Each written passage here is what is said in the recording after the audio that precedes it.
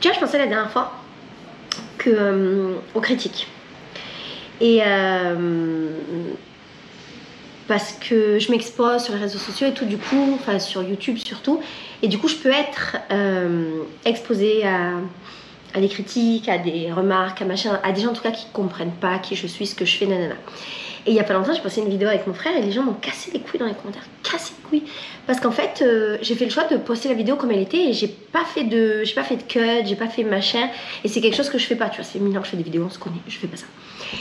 Et du coup, dans mes vidéos, je montre vraiment qui je suis.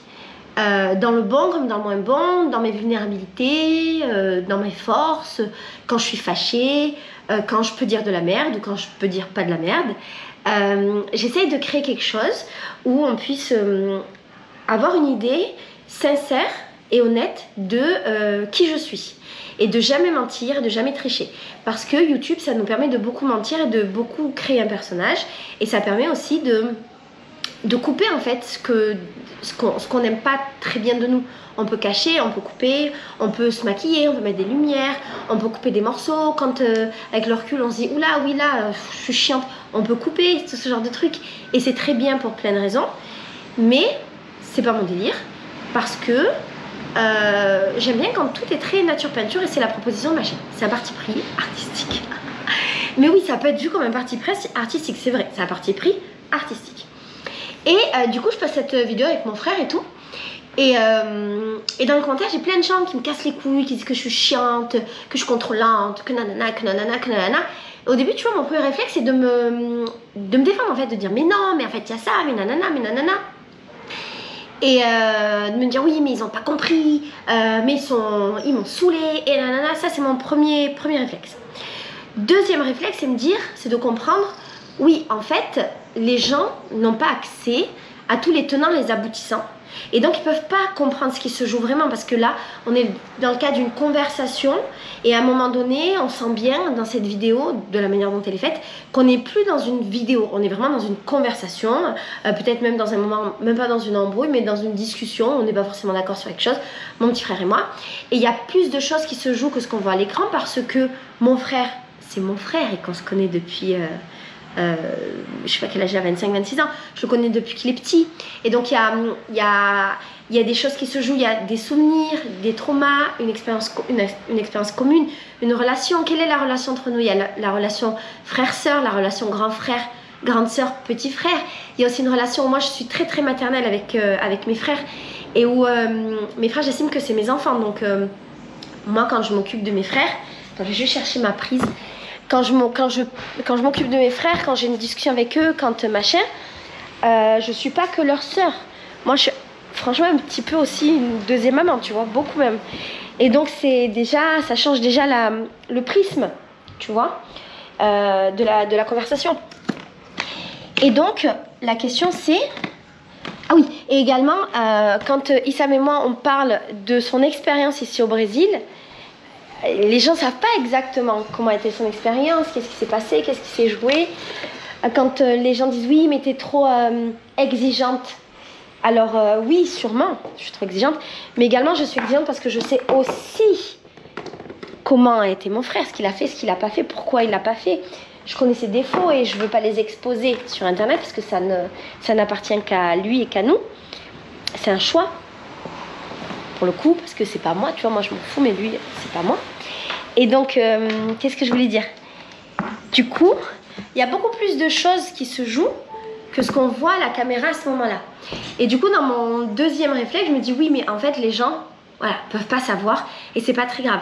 Il y a plein de gens qui ont l'intelligence peut-être émotionnelle ou la capacité de comprendre ce genre de choses, et il y a aussi beaucoup de commentaires de gens qui sont très cool et qui comprennent, mais il y en a plein qui ne comprennent pas. Et le troisième réflexe, ça a été une réflexion que j'avais ces derniers jours parce que je repensais à ça et parce qu'il s'est passé d'autres choses un peu dans ma sphère. Et je repensais, tu vois, à ces moments où je suis assez vulnérable et où les gens peuvent m'attaquer sur des trucs qui pourraient être des défauts ou des choses que je fais mal ou des failles ou des machins. Et je me suis dit, mais en fait, j'ai pas à me défendre, à chercher à me défendre, à me justifier, à machin, pour laisser entendre qu'en fait, ben non, je suis pas comme ça, et nanana, et nanana, parce qu'en fait, oui, je suis comme ça. Alors bien sûr, il y a une grande part d'interprétation de la part des gens. Il y a beaucoup de choses fausses. Il y a, je pense, beaucoup de projections, de machin. On se connaît pas en fait avec les gens. Et les gens, ils ont une image de moi qui est loin de la réalité parce qu'il y a Laetitia dans la vie, il y a ce que j'accepte de partager, il y a ce que tu vois et ce que tu interprètes. Donc il y a déjà 4 Laetitia différentes. Mais en même temps, ce que je me suis dit, c'est en vrai, je m'en fiche. Bon, je m'en fiche déjà. En vrai, je m'en fiche parce que oui, j'ai des défauts. Tu sais, les gens disent oui, t'es contrôlante. Ben peut-être. Et alors? La question c'est et alors? Ben je suis une humaine en fait. J'ai mes qualités, mes défauts, j'ai des trucs que j'améliorerais peut-être dans ma vie, des trucs que j'améliorerais pas. J'ai 38 ans, donc bien entendu j'ai mon caractère de femme de 38 ans. Et en fait, on s'en fout quoi. Et moi je m'en fous. Et ça me fait, je sais pas si tu vois la nuance entre la première, la deuxième et la troisième étape. La troisième étape de ma réflexion sur la question, que ce soit sur les réseaux sociaux ou dans la vie, d'une personne qui va te sortir un défaut que tu as, et peut-être c'est vrai, tu vois, et si c'est vrai, ouais, et alors oui, c'est vrai, je suis comme ça. Ou bien c'est même pas forcément un défaut, tu vois, un trait de caractère, voilà. Moi oui, je suis un peu contrôlante, je m'en cache pas en plus. Si je voulais le cacher, si je voulais cacher mes défauts, je les connais mes défauts, je connais mes traits de caractère, je sais comment je fonctionne. Non, c'est mieux là, pardon, c'est pour la lumière, je veux que tu aies une bonne lumière. Je sais comment je fonctionne. Si je voulais le cacher, ben je le cacherais, c'est facile de cacher. Il y a 24 heures dans ma journée, je fais des vidéos qui représentent 15 minutes de ma journée, donc tu penses bien que je peux cacher plein de trucs. Mais si je l'expose et si je le mets en avant, enfin si il existe, c'est parce que je veux bien qu'il existe, c'est parce que je m'accepte comme je suis.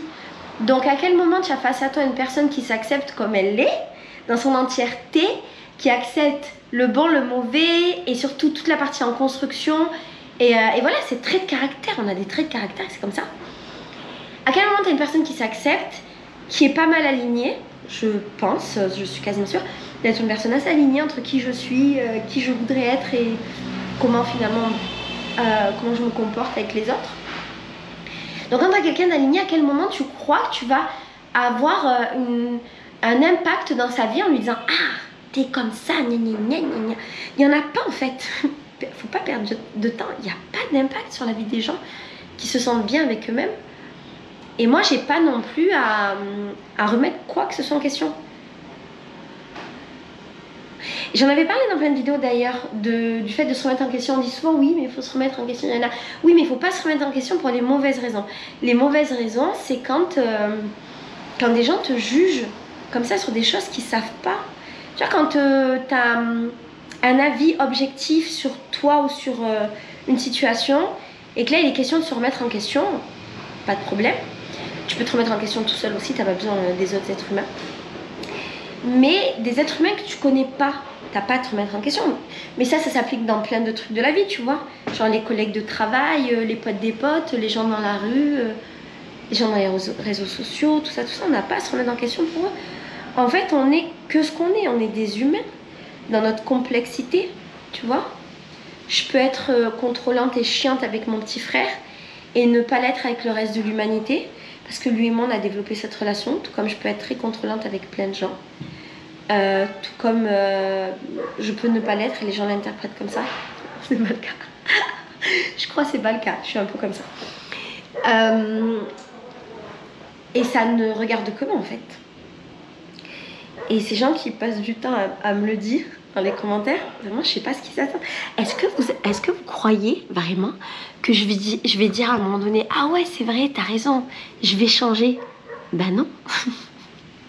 Mais vraiment pas quoi. Mais c'est dangereux tu vois, parce que quand t'as une petite qui a une vingtaine d'années qui est sur les réseaux sociaux, qui toute la journée reçoit des commentaires sur, en plus de son physique, sur son caractère, sur comment elle est, sur ses décisions, sur comment elle se comporte, tout ça, ben ça crée un truc qui est vrai, où tu te poses vraiment ces questions-là, tu vois, du genre, est-ce que en fait je fais vraiment bien? Est-ce que je suis une bonne personne?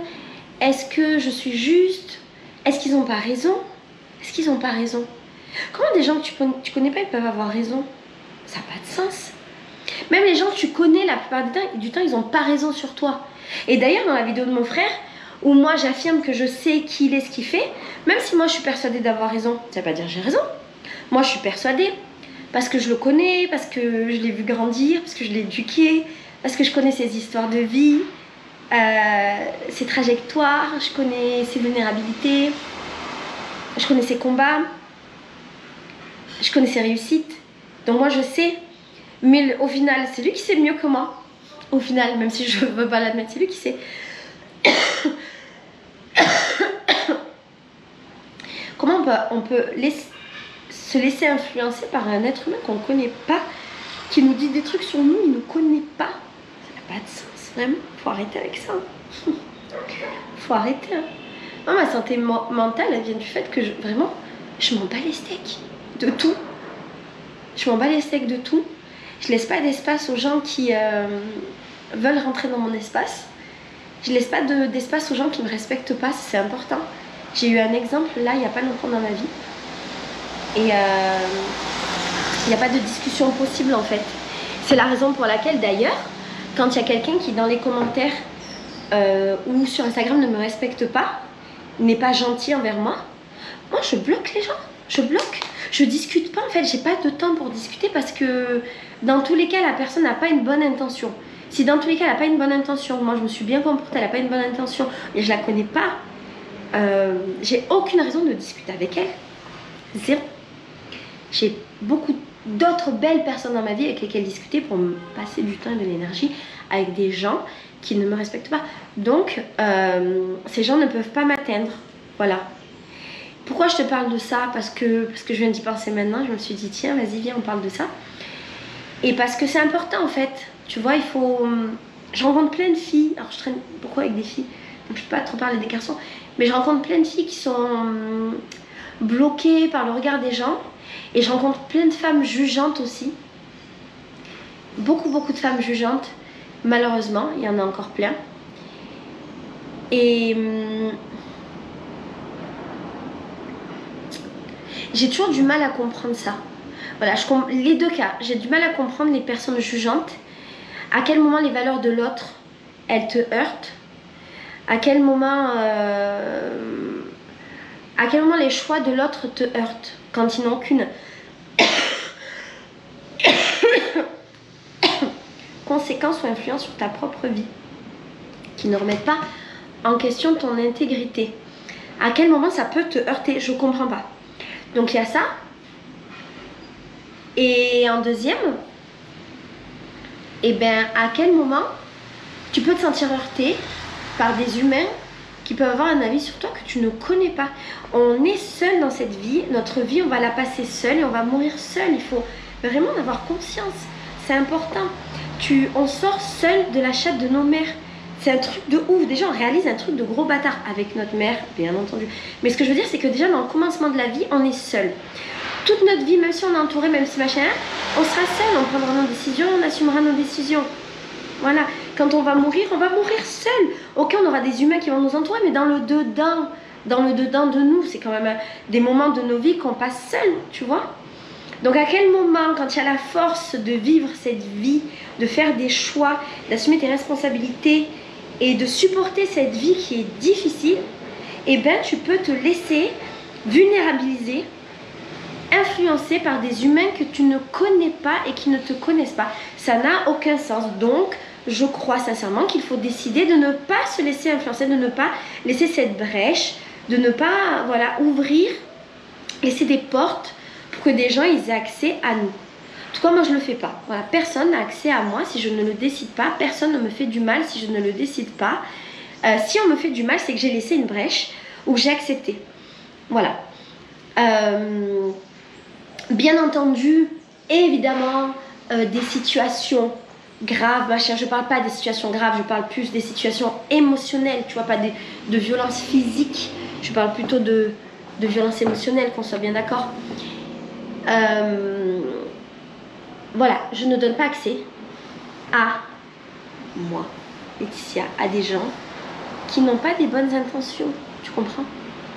Donc ne donne pas et n'accepte pas qu'on te dise qui tu es, qui tu dois être, qui tu devrais être. N'accepte pas, il faut pas. Parce que si à un moment tu te perds en fait, tu vois, si tous les jours on te dit qui tu es, qui tu es en vrai. À quel moment? Moi, si j'écoutais tous les jours ce qu'on me disait sur les commentaires et tout, je te jure, je serais perdue, je ne saurais pas quelle personne je suis, qu'est-ce que j'aime vraiment, c'est quoi vraiment mon caractère, qu'est-ce que je devrais faire, comment je peux plaire à tout le monde. Je peux pas, la seule personne à qui je dois plaire, c'est moi. La seule personne que je dois aimer, qui doit m'aimer, c'est moi. Voilà, en premier, c'est moi. Et donc, ce moi, c'est que moi, il n'y a pas les autres humains. Tu comprends? Et les autres gens doivent m'aimer pour ce que je suis. Et pour qu'ils m'aiment pour ce que je suis, il faut que ma base, donc mon moi que j'ai construit, soit solide. Si je suis un peu comme ça, la vacillante, je sais pas vraiment qui je suis, ce que je veux, nanana, je suis influencée par tout ce qu'on me dit sur moi. Comment est-ce que les autres humains peuvent m'aimer parce qu'ils peuvent pas savoir qui je suis? J'en rencontre tellement des filles comme ça qui savent pas qui elles sont. Et tu sais pas qui elles sont en fait. C'est d'une tristesse. Mais c'est pas grave, on est des humains en construction, donc à un moment donné ça va marcher ou ça marchera pas et c'est pas grave, c'est des histoires de vie. Mais à quel moment j'autorise des humains à avoir cet accès à moi? Je peux pas en fait, c'est pas possible. Voilà. Je voulais juste te parler de ça pour ce que ça vaut. C'est un sans filtre, donc me juge pas ma gueule. C'est un sans filtre. La vie est très intéressante. Je trouve la vie très intéressante. Et les humains très intéressants. Voilà. Bon allez, je t'embrasse.